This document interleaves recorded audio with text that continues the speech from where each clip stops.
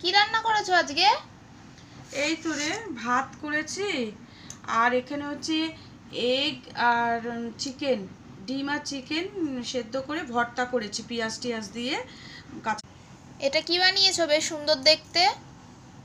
এই তো রে, চিকেন ভর্তা করেছি, চিকেন ভর্তা।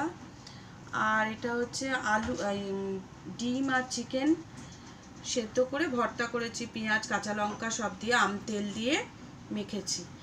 আর লাউ শাক চচ্চড়ি, ভাত। আর এটা হচ্ছে রুই মাছের আলু দিয়ে ঝোল। বাহ, আর ওইগুলো ওদিকে এত কিছু কি?